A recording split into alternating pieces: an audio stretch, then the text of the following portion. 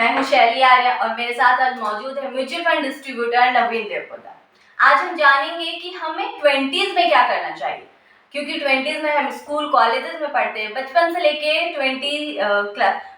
20 साल तक हम स्कूल कॉलेज में पढ़ते हैं, लेकिन हमें कॉलेज स्कूल में फाइनेंशियल लिटरेसी के बारे में नहीं बताया जाता। आजकल बहुत सारी चीज़ें आ रही है, आजकल डेटिंग वगैरह, टिंडर ऐप सब आने के बाद ये सब चीज़ें भी पढ़ाई जाने लगी। लेकिन अभी तक जो लोगों को आगे लाइफ में चल कर के पैसे की ज़रूरत होती है, उस पैसे के बारे में अभी तक पढ़ाई नहीं जा रही है। तो आज हम पैसे के बारे में जानेंगे।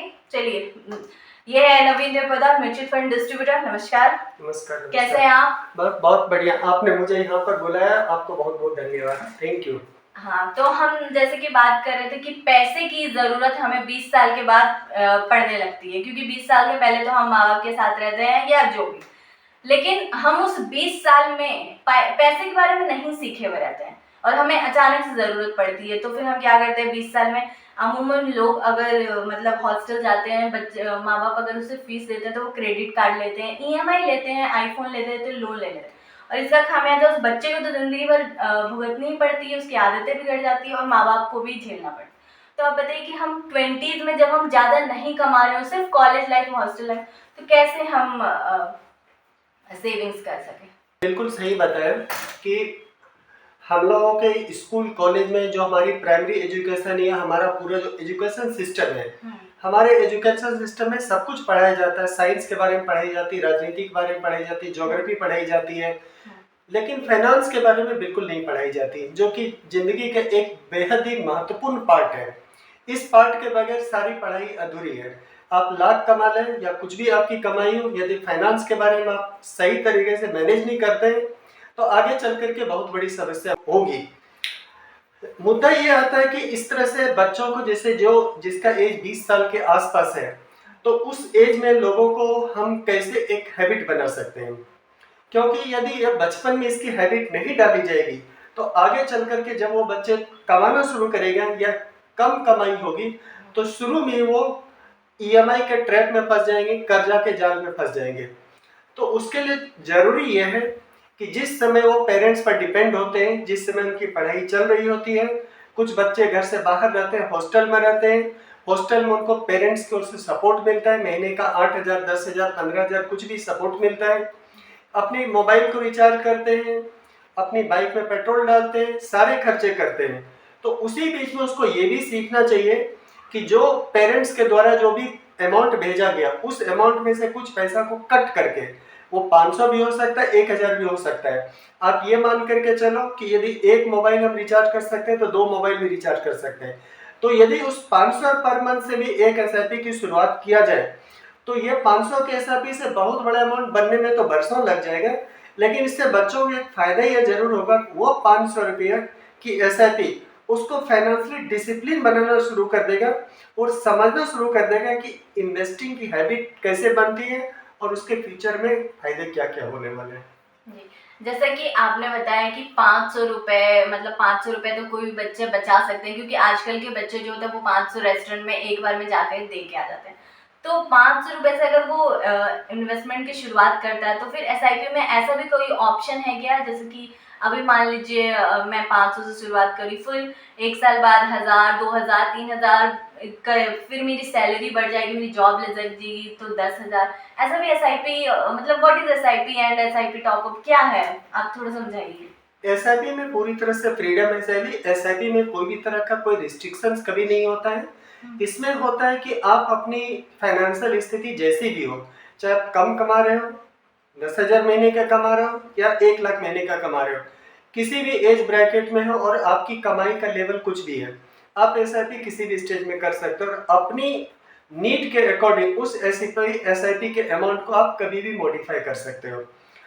जैसे कि मान लो कि शुरुआत किसी ने 500 रुपये पर मंथ से किया, बाद में उसकी थोड़ी सी आमदनी बढ़ती तो 1000 कर ले या 2000 पर मंथ करें।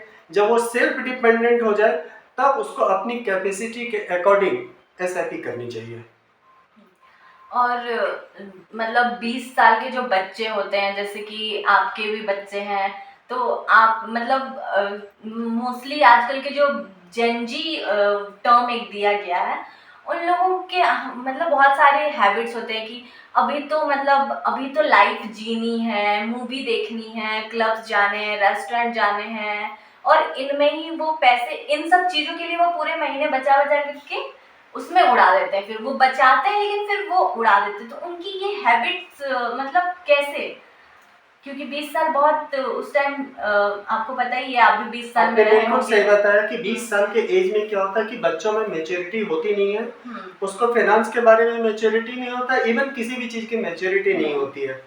और दूसरी बात है, ये एज ऐसा होता है, इस एज ब्रैकेट के बच्चों का एस्पिरेशन अलग-अलग होता है। किसी को आईफ़ोन चाहिए, हुँ, किसी के एस्पिरेशन उसको बाइक चाहिए, किसी के एस्पिरेशन है कि उसको बर्थडे पार्टी, एक अच्छी-सी बर्थडे पार्टी होनी चाहिए। तो आपको हमेशा ध्यान रखना है, इन सारी चीज़ों को आप करो, बेटे आप फिनेंशियल मैनेजमेंट को आप इग्नोर नहीं कर सकते। आपको क्या करना चाहिए कि यदि आपको एक बाइक भी लेनी है, तो आपको प्लानिंग करना चाहिए कि चलो मैं आने वाले नेक्स्ट 2 साल में बाइक लेने वाला हूँ। तो आप एक ऐसा करो कि जो कि 2 साल के बाद उससे आप एग्ज़िट हो जाओ और एक बाइक खरीद लो। तो एसआईपी जब भी आप कर दो, तो एक अमाउंट फिक्स करने के पहले टारगेटेड अमाउंट फिक्स कर लो। टारगेटेड अमाउंट फिक्स करने से क्या होगा कि आपको ये डिसीजन लेना आसान रहेगा कि मेरी एसआईपी का अमाउंट कितना होगा। और अलग-अलग लाइफ स्टेज में अलग-अलग फंड का रिक्वायरमेंट होगा। जो बच्चे आज 20 के हैं, वही आने वाले 5 साल में 25 के होंगे, फिर 30 के होंगे, फिर 35 के होंगे। इस तरह से अलग-अलग लाइफ फेज से उसे भी गुजरना है। तो अपनी एस्पिरेशन को समझो, अपनी नीड को एनालाइज कर और उसके अकॉर्डिंग एसआईपी का डिसीजन लो और एक हैबिट बनाओ।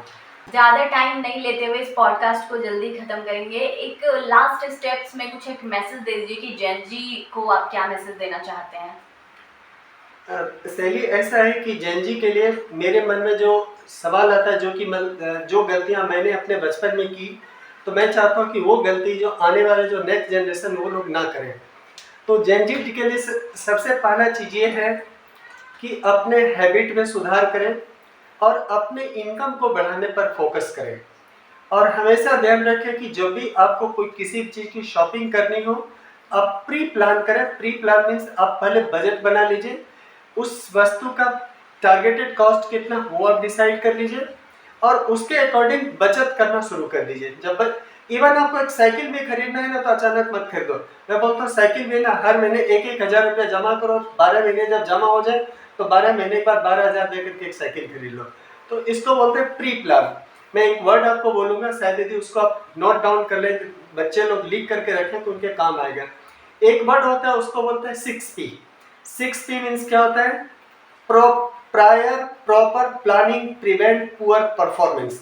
इसको यदि वो रिपीट करना याद कर लें तो फ्यूचर में उनको कभी भी फाइनेंशियल स्ट्रेस नहीं आएगा। प्रायर आपने कुछ 5 पीस बताए थे, 6 P's क्योंकि बताए। मैं भी 20s में हूँ और मैं ये चीज़ें समझ नहीं पाई, तो मैंने मेरे 6 P's बताया था। हाँ, 6 P।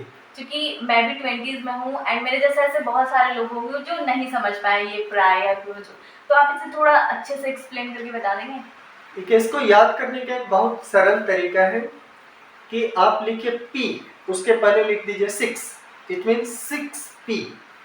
और 6P को आप अलग अलग वर्ड में लिख करके आप अपने वॉल में भी हैंग कर सकते हैं, घर में भी रख सकते हैं। उसका prior, proper, planning, prevent, poor, performance, इन चीज़ों के यदि आप अप्लाई करेंगे तो not only in financial world, आपके यदि एजुकेशनल लाइफ में है तो भी आपके लिए काम करेगा, या अन्य किसी फील्ड में भी आप अपने वर्क लाइफ में है तो भी यह क्या काम करेगा।